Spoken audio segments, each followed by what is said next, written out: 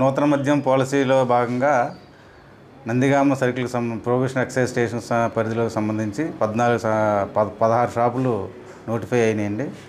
ఈ 16 షాపులకు కూడా ఆన్లైన్, ఆఫ్లైన్ పద్ధతుల ద్వారా అప్లికేషన్లు తీసుకోవడం జరుగుతుంది. నోటిఫికేషన్ వచ్చిన దగ్గర నుంచి ఈ నోటిఫికేషన్ 9వ తారీఖు లాస్ట్ డేటు.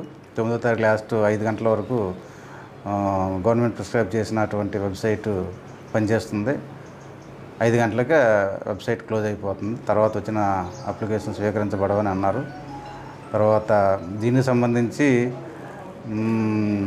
ఆన్లైన్లో వచ్చిన అప్లికేషన్లు ఎన్ని పడినాయి ఏంటనేది ఎవరికి అది బయటికి వెల్లడి కావడం లేదు. ఆఫ్లైన్లో వచ్చినవి మాత్రం మా దగ్గరికి వచ్చినాయి. ఇప్పటికి సంబంధించి 75 అప్లికేషన్లు మేము రిసీవ్ చేసుకోవడం జరిగింది. దీనికి సంబంధించి 16 షాపులకి అప్లికేషన్ రావడం అయితే జరిగింది. ఇంకా నెంబర్ ఆఫ్ అప్లికేషన్స్ వచ్చే అవకాశం ఉంది. దానికి సంబంధించిన ఏర్పాట్లు అన్నీ మేము పర్యవేక్షిస్తున్నాం.